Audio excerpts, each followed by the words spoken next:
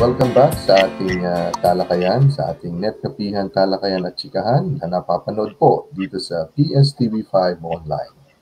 Nagbabalik muli sa ating online platform si kasamang Roy Señeres Jr. At napaganda kasi ng kwento ng batang to eh. Kaya sabi ko, naku, nakalimutan ko, hindi ko pa alam na nasa music industry pala si Roy. Roy, magandang umaga. Kumusta ka na? Ay magandang umaga po, Direk Rene, at sa lahat po ng nanonood ng netkapihan sa PSTV5 Online, Barangay New Zealand. Thank you for having me over, and I'm honestly flattered na you labeled me as a bata pa. Bata pa. Compared sa akin. Thank you po. Likewise, you're also youthful and vibrant, sir. And if you can see, mga kaibigan, yung ating caption is from hip-hop to public service. Ha? At napaka-interesting po itong ating kwentuhan kay kasamang Roy Señeres Jr. Actually, nung nakita ko yun, it was because of the passing of your good friend. Nakita ko yung post mo, and then I started researching and watching your videos, no, yung mga music mo, no. So tell us, Roy, I think you started there's a journey, kinuwento mo na kababalik mo lang galing sa overseas, sa Amerika yata yun, when you started into the music industry, specifically yung hip-hop. Anong kwento doon, Roy? Thank you, Derek. First, I would also like to send my best wishes to the family of my friend in the music industry, the late Decoy ng Mad Poets. Kasamahan po natin siya nung nag-start yung ating music career nung early 90s. So, like you said, Derek, after we came back to the Philippines from the US, I came back mga 1995 thereabouts para po ay simulan yung aking college dito sa Metro Manila. And then coming from the US, going to a public school there in Fairfax County, Western Virginia. The reason why we were there because my late father, served as labor attaché there sa Washington DC, sa Philippine Embassy. So we had kaming mga anak, we had the opportunity to experience the culture in the US for a few years. As mentioned, going to a public school, and the community there sa Western Virginia, where we lived, were really imbued with the hip-hop culture itself. The culture, we call it a culture because the music is just a form of expression there, pero yung buhay talaga doon well rooted talaga sa hip-hop as a culture. And from fashion, from the language, and the people that I was around. Kaya na-influence talaga ako noon during my mid-teens. And after living in the States, going back dito, actually we had a short stay then sa Abu Dhabi because from the US, my dad was appointed as ambassador back to Abu Dhabi, United Arab Emirates. And then dala-dala ko na yung kultura ng hip-hop, yung influence, living in the US, and I carried that with me during our short brief stay then sa Abu Dhabi. Then I came back mga 95 thereabouts dito po sa Metro Manila to enroll in college dito. And then that's where I met my group mates sa Sun Valley Crew or SVC. My group which was we were signed, actually. Fortunately we were able to be signed under a major label, Universal Records at the time, because of DJ MOD, yung DJ ng Masterplan, the other group that came before us, very popular. Okay. So that's how it started. It was just a good story or a coincidence that I met the guys that were also into music, and then we formed a group around 95. And you had a very unique name, no? Ano yun? Ano nga yun? Ano yan? Yes, my rap name is ILJ, ILL-J, because my nickname talaga, my real nickname is RJ, which stands for Roy Jr. Okay. Okay, naging LJ po yan. It's because when we were still in the US, sa Reston, Virginia, I was playing basketball dun sa playground. And then while playing basketball, the kids in the neighborhood were knew me as RJ, my name, or Roy. Pero some folks call me RJ. And then some folks in the neighborhood heard it as LJ. So they started calling me LJ sa basketball court, and then I found it cool, so I just stuck with that name. And when we started our group, sabi ko, sige, mas maganda yatang rap name ito, kaya yun na yung binigay kong pangalan sa aking sarili. Taga Sun Valley ba kayo, Roy, during that time? Nakatira ka sa Sun Valley or somewhere in Parañaque, I think?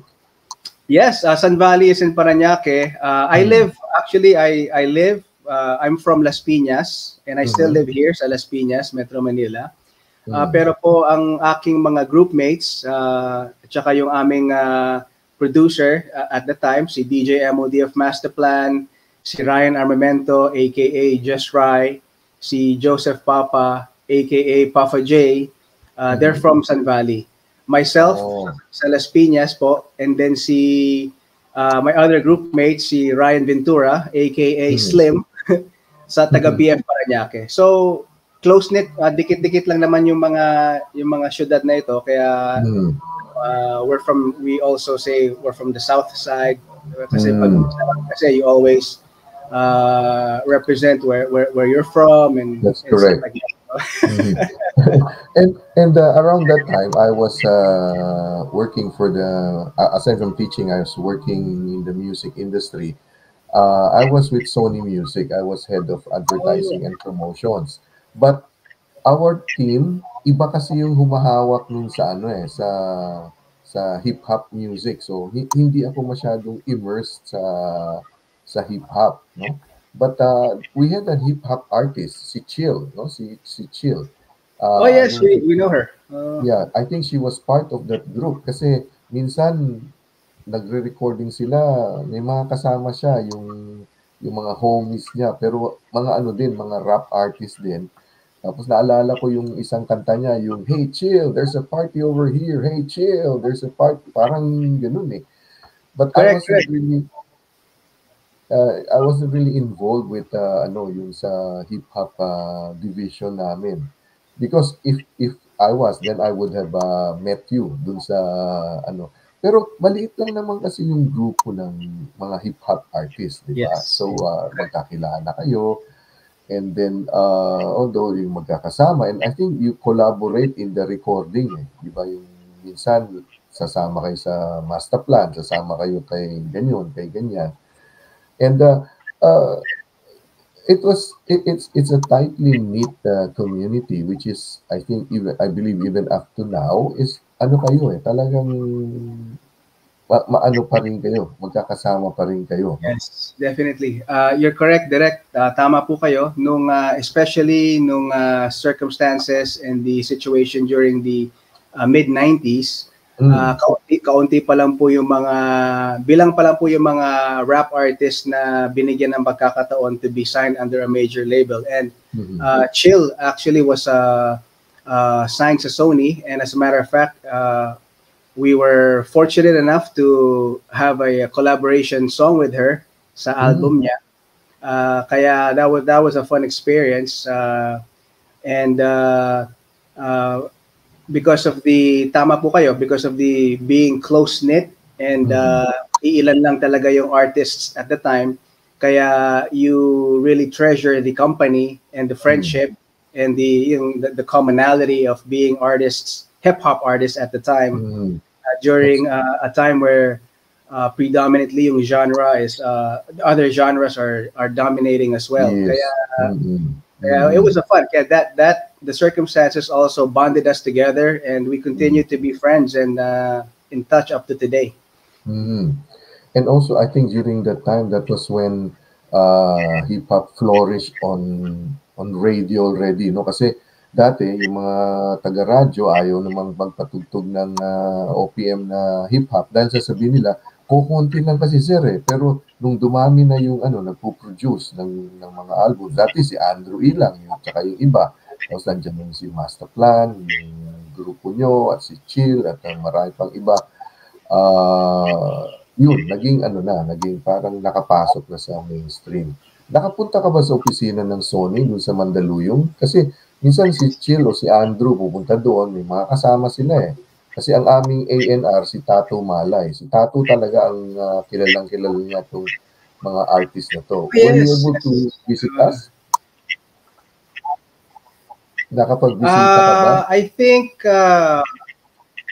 sa Sony office, I think mga once or twice lang, but it wasn't with Chill. It was for some other event or collaboration with some other artists. So incidentally, we had a chance to visit the Sony office because of some photo shoot with other artists. But yeah, we were well aware of Chill, and of course the great our mentor, tsaka pioneer Andrew E. Always a big fan of Andrew E. Yan, talagang pillars yan dito sa industriya ng hip hop. And you were saying that yung vibe, yung lifestyle, yung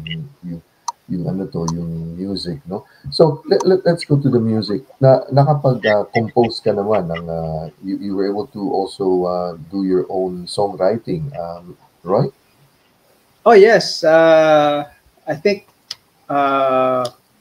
in relation to what I mentioned earlier about being exposed to the culture in Western Virginia, Fairfax County, I started to rap, memorize the famous rap songs, and when I would rap those famous rap songs when I'm just by myself or so, and seeing the other kids in the neighborhood freestyling, I kind of discovered within myself that I can probably do this. And then that's where I started to just by myself started to scribble on the notebook, sa notepad, and write some lyrics.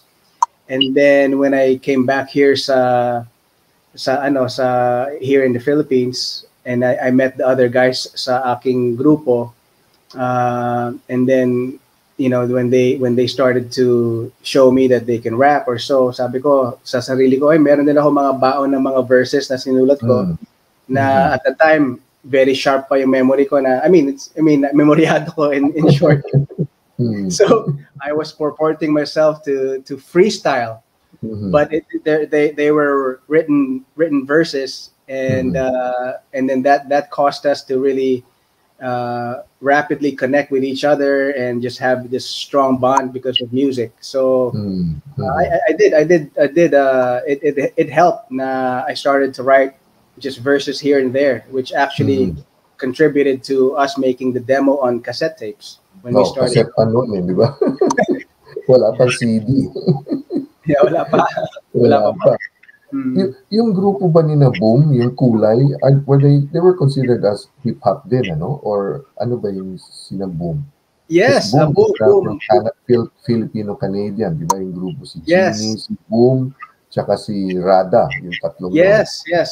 Mga kaibigan, mga katropa natin din sila Boom, sila the late Jeannie, we met her sa kanilang studio sa Sukat, and we've worked with Boom actually a lot of times already.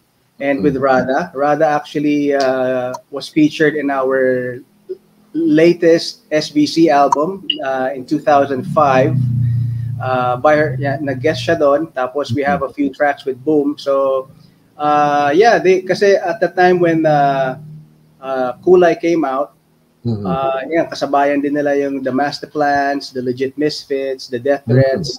So while Kulay also embraced other genres, but they were identified as well sa hip hop because Boom also did a lot of rapping on the tracks, and he's also a producer, and meron din siyang mga tracks na hip hop. So they were identified in our circle. So that was fun, and we treasured that and we welcomed that kasi nga at the time konti lang eh. Oo nga eh.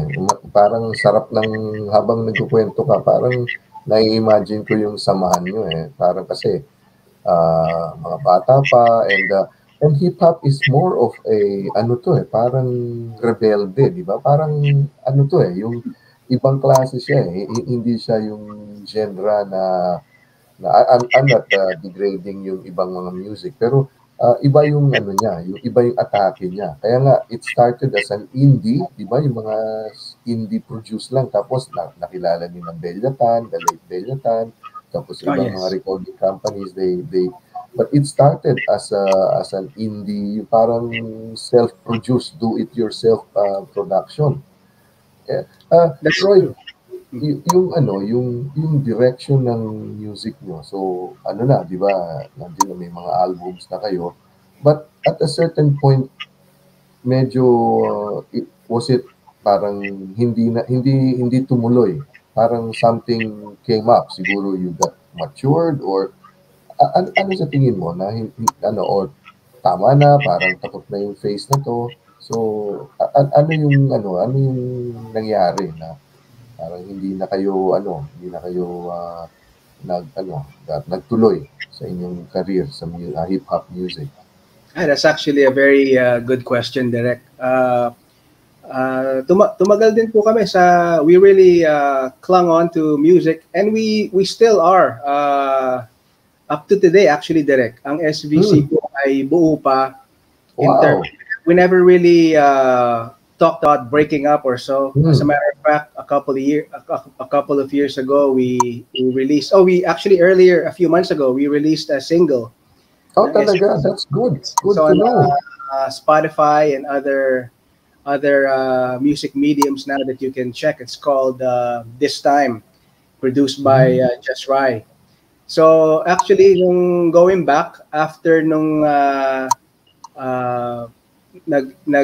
after our stint or being under Universal Records, 1998, 99, we decided to go indie, and then it was a whole different experience. And then we really just pushed making music until 2005, 2006 thereabouts, actively as SVC, being independent artists.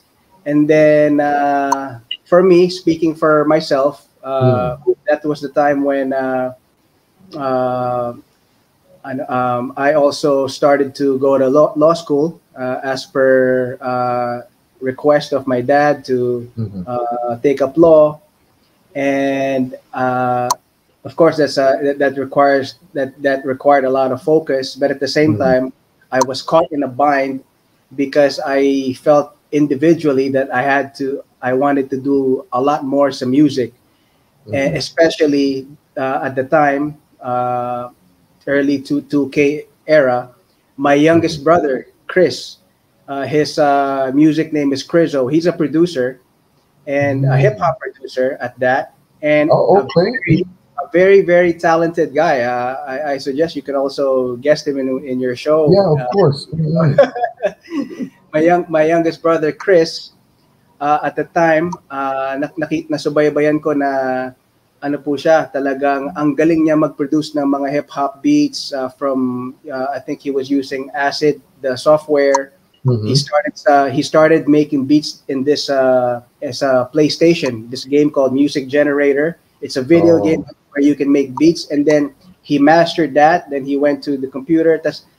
at the time when I started law school, and I would read in my room, but I would hear kasi very thin lang yung walls ng mga kwarto namin, and I would hear my brother make beats. So I would get, honestly, I would get so distracted. I would visit him sa kanyang mini studio setup, and I would listen to his beats, and then that's when I felt the juice to make a solo album.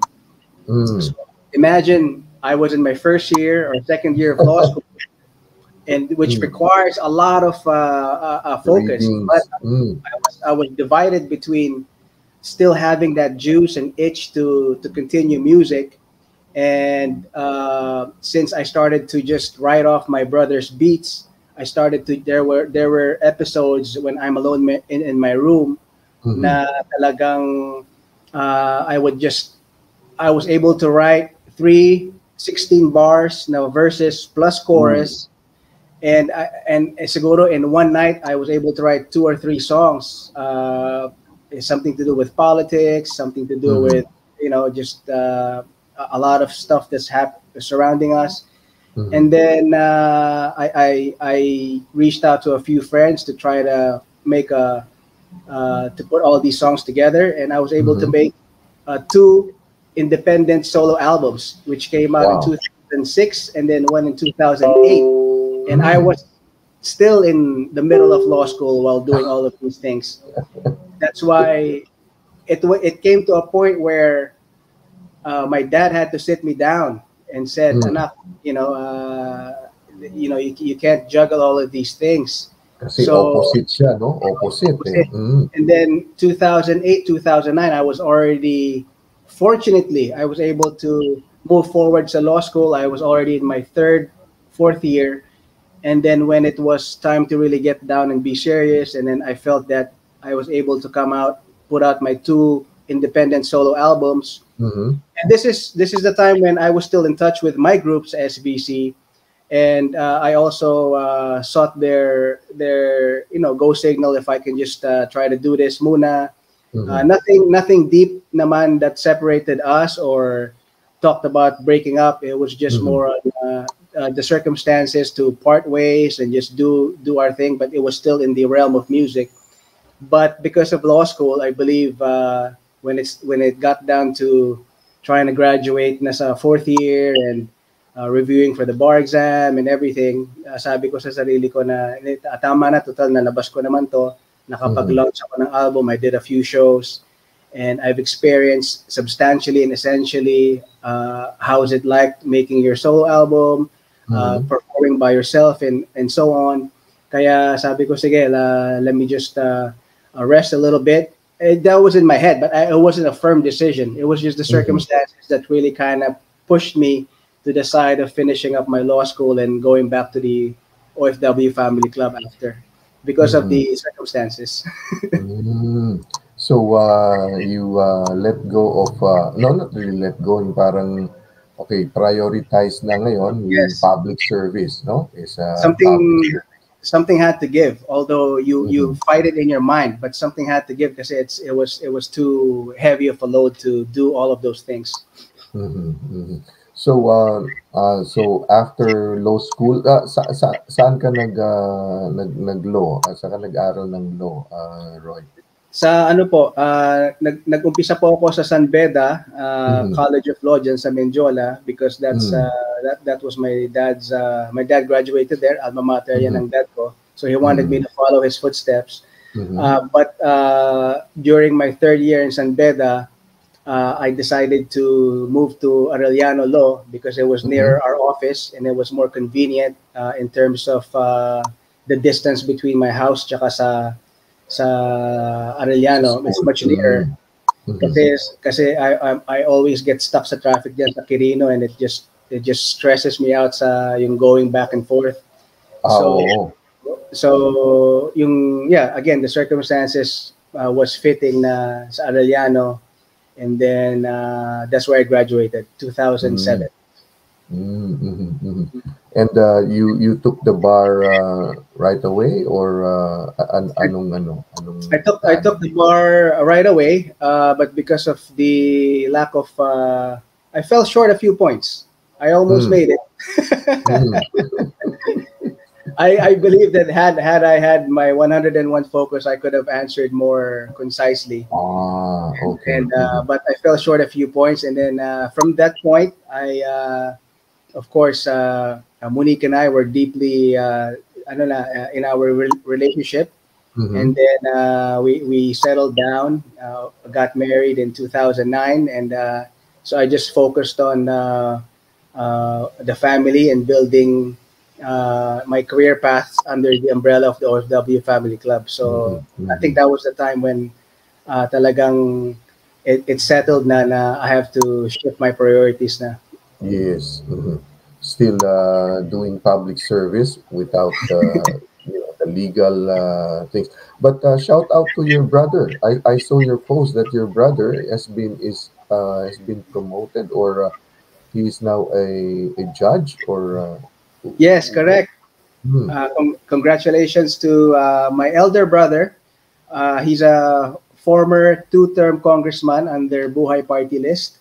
Hmm. Actually, it's worth mentioning that he made the record books for being the youngest congressman at the age of 25 Wow. when he became congressman in the early 2000 time when he became a party list congressman. And then Mm-hmm. fast forward today, just a few days ago, he took his oath of office as a voluntary arbitrator under the National Conciliation and Mediation Board, an attached agency under the Department of Labor and Employment. And he was designated to focus on the seafarers' disputes with their Mm. principals. That's why he is classified as a maritime judge. And Oh, okay. his jurisdiction is to settle disputes arising from sa contracts of Mhm. seafarers with their principals. Oh, that's very, very important. Roy, my family, and we come from what we call it, because we're from Zamboanga, Mindanao. We are like a seafaring, lalo na sa father side ko, we're like a seafaring family. So karamihan ng mga pinsan ko, uncles ko, mga lahat mga marino, either sa makina or di kaya nasa taas, yung tawag na nautical science, no? And every time they come home, I always hear of issues and problems na parang iba yung kontrata nila, yung mga ganyan. So it's very good that your elder brother is right there at napakagandang senyales sa atin. Well, now Yeah. music from hip public service naman tayo ngayon, no? So, through the years, you've been instrumental in guiding and in building up the OFW Family Club. Primarily, it's a family club. It is like an organization to take care of the families na alam mo naman natin, mga OFW, pag umalis either yung nanay o yung tatay o minsan sabay pa sila, naiiwan ng mga anak, yung pamilya, that's where your group comes in to help, to guide, parang yun ang organization na binild nyo based on your dad's legacy, di ba? Your dad has been very, very instrumental and very helpful with OFWs, yung mga problema ng mga OFWs natin. At talagang yun ang ng daddy mo no? Parang siya non-stop siyang tumulong, and I think that has trickled down, and you have imbibed that legacy and feeling. So, public service na ngayon, Roy. Wala na si ILJ. Pero kahit pa rin siya, ngayon. At now, for 2022, you've put your foot forward to run for public office as the first nominee of the OFW Family Club party list. Is Yes, this sir. your first time to join this venture into an elections? First time ba ito sa'yo, Roy? Ano po direct? My first time was nung 2016 elections. Mm, mm, when the OFW Family Club was newly registered as a sectoral party before the Okay. Mhm. commission on elections, where my late father was the number one nominee at the time, Mhm. followed by our second nominee, former Congressman Johnny Revilla, and I was the third nominee Mm. uh, at the time. So in 2016, uh, no, in 2013, 16th Congress, Mhm. we were able to get the support of our OFWs, and the OFW family party list during the time were able to secure two seats with Wow. Mhm. almost 800,000 votes. And Mhm. my father served in Congress, so I ran, but we just got two seats at the time. But I had the experience in terms of campaigning. As a matter of Mhm. fact, it also dates back when my brother ran. So, and my father ran actually for senator in 1998. Mm. So, Mhm. and then my brother-in-law also ran for a local post. Kaya in terms of the experience sa grassroots and campaigning, we've had the opportunity to experience that. But actually running 2013, and then Mhm. 2016 we ran again but fell short to Mhm. OFW dito sa OFW family party list, because that was the Mhm. time my dad, the same year my dad passed away, and I believe it also affected our campaign and everything. So we fell short a few votes, but in Mhm. 2019 we ran again. Mhm. I'm number two nominee. Congressman Bobby, the first nominee, and we were able to get back to Congress. So Mhm. now moving forward, the board endorsed and approved yours truly as the number one nominee for 2022. So this will be my one, two, three, fourth time na Mhm. running. But Mhm. hopefully this time talagang masecure Mhm. natin. Mhm. Mhm. And your heart really is with the OFW family. The first time that I interviewed you and Monique, di ba sinabi ko na you guys come from well, just let's just say come from a privileged family, pero you decided to hindi yung pribilehiyo kundi serbisyo yung yung habol nyo, ano. And it's hard. It is it's hard to do public service. It's not just physically hard, but emotionally, no, financially, mahirap magserbisyo publiko, lalo na magkakampanya ka pa na and you're as a sectoral representative, hindi ka naman confined dito lang sa distrito ng Parañaque halimbawa, yung buong mundo kasi OFWs ang iyong nire-represent, ano. And I believe that it is important that our OFWs should have a representation dito sa ating kongreso. What are the some of the things that on top of your head, Roy, that you really want? Ito yung gusto kong isulong na na pag nasa kongreso na.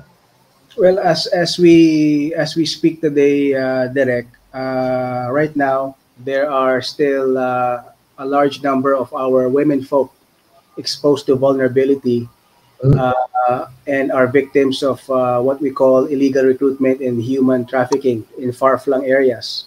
mm, There are still a lot of illegal recruiters victimizing or preying on them, on their vulnerability and lack of the information against the valid processes of recruitment.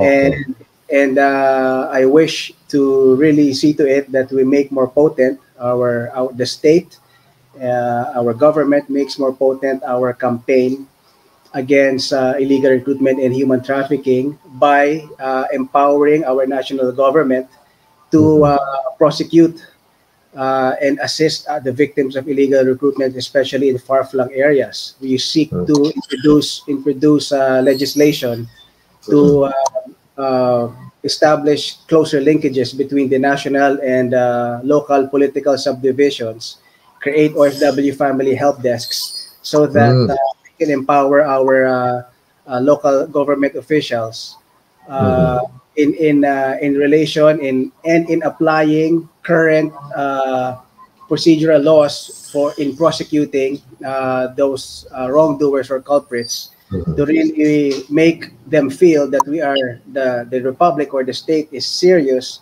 in our campaign against illegal recruitment and human trafficking. That's where it starts, foremost, because kapag hindi na dumaan sa tamang proseso ang isang kababayan natin, uh, na galing sa malayong lugar, na kumakalampag ang sikmura, naghahanap ng magandang kinabukasan, at yung mga illegal recruiter ay pinagsasamantalahan sila, inaabutan ng pera yung kanilang pamilya para payagan na makaluwas yung kanilang anak na kababaihan.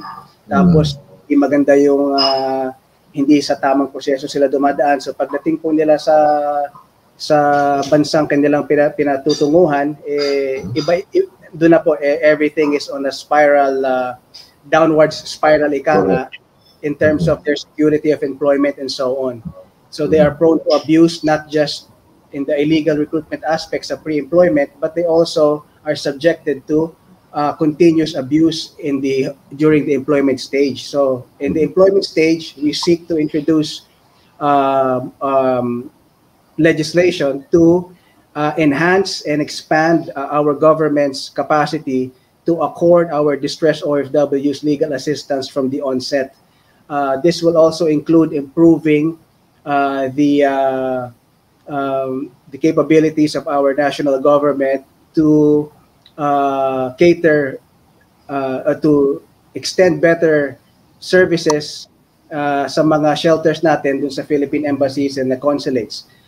We also seek to expand the legal assistance diyan sa Kongreso para mabigyan ng kakayahan ng ating Philippine embassies and consulates to hire more legal retainers and case officers para mabigyan ng legal assistance yung mga distressed OFWs from the onset. Because right now, with the volume of our distressed OFWs, particularly abused domestic workers visiting, are being or escaping and seeking refuge in our Philippine consulates and embassies, particularly in the Middle East, kulang tayo sa manpower. So another legislation is to introduce a new breed of public servants in the persons of bona fide OFWs or former OFWs who had vast experiences sa kanilang as an OFW para makihalubilo at makipag-transact at makipag-ugnayan sa mga in the local personalities there para mapabilis ang mga kaso ng OFWs. Another reform or legislation during employment, during the employment of an OFWs, we seek to make more potent and forceful yung roles ng ating ambassadors and heads of missions dyan sa host countries by requiring them to act as the surrogate parents of our OFWs in their country assignment. As such, they are required under this proposed legislation to visit our OFWs personally in jails, deportations, give them words of comfort sa mga shelters, and attend court hearings so that we can make the host countries or the flag countries feel that the Republic is very serious in our mandate to and send a strong signal to them that we are serious in taking care of our OFWs. So these are just amongst the few pieces of legislation. And when it comes to the reintegration aspect,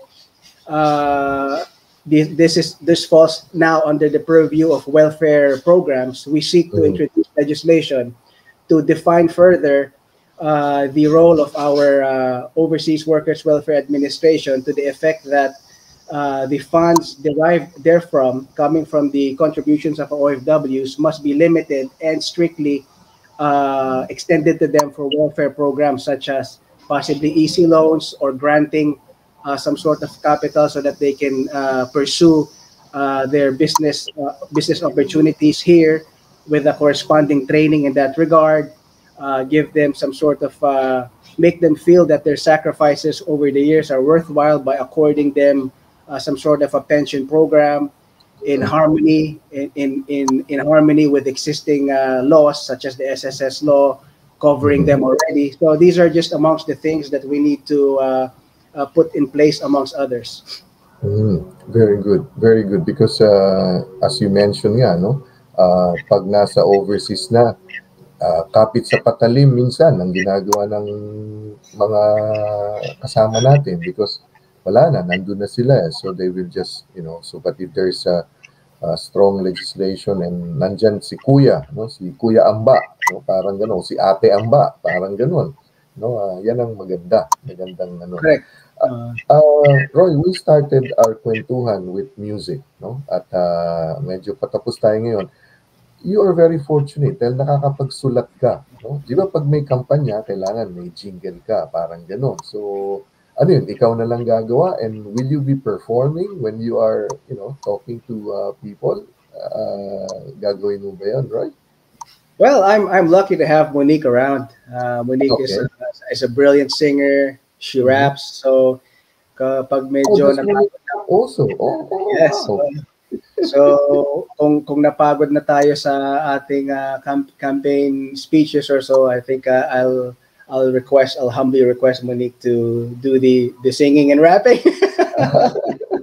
Tsaka isa pa Roy, ang natutuwa ako sa inyong mag-asawa lalo na sa Instagram kasi nagmo-motorsiklo ka eh. So you go around with Oh, your yes. wife and then of course fully nakamaskara kayo But I think what you're doing, young couple enjoying life together and which is I think is very good for a representative namin ng mga OFW na ipapakita na merong tao to, tunay na tao to na ano niya yung namin eh.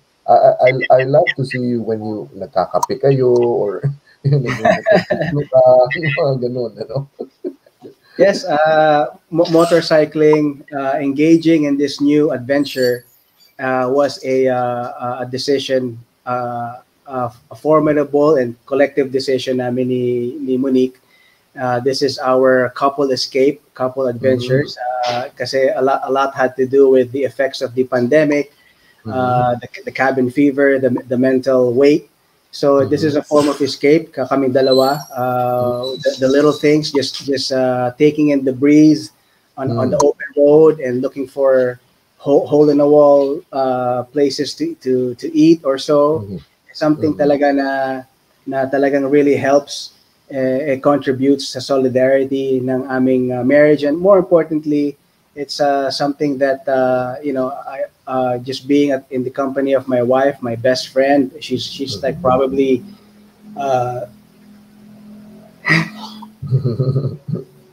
you've been together for a long time, yeah. And Roy, ililink kita sa isang kasama ko, si Flery. Flery was one of the managing directors of Warner Music, no?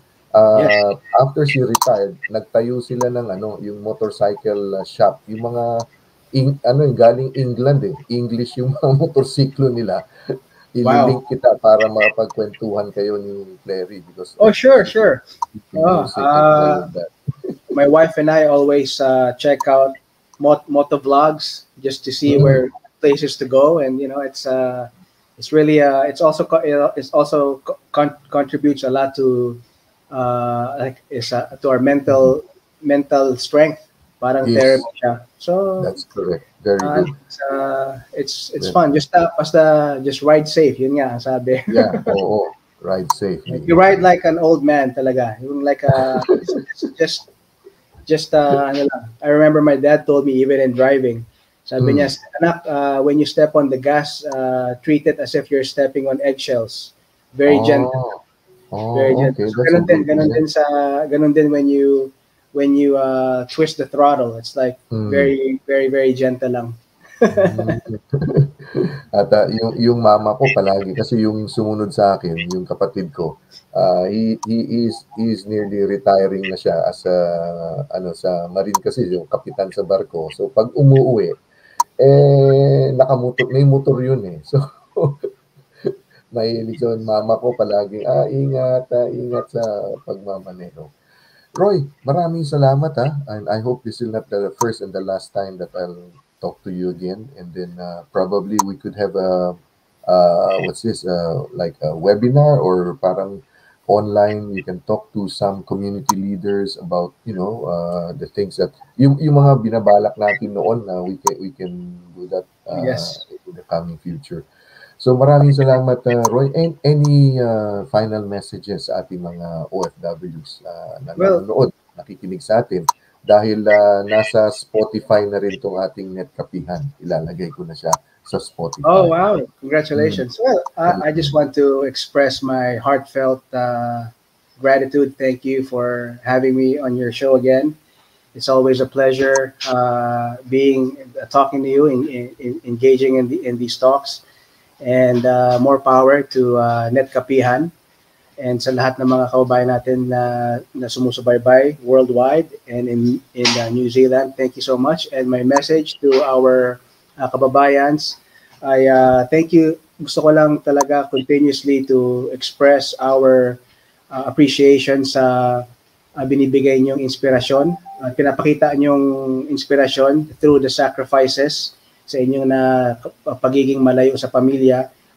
Yan po ang mga bagay na nagbibigay sa amin ng inspirasyon pag naririnig namin yung kwento nyo to really do better sa aming paglingkod. So mabuhay po ating mga overseas Filipino workers and their families. Thank you so much for your contribution and inspiration sa ating bansa. Thank you very much. Sa ngalan po ni kasamang Roy Señeres Jr., ako po yung Kuya Rene, yung Director Rene, dito po sa Netkapihan, Talakayan at Sitahan. Maraming salamat. Thank you. Take care and God bless. Thank you. Thank you, Direk.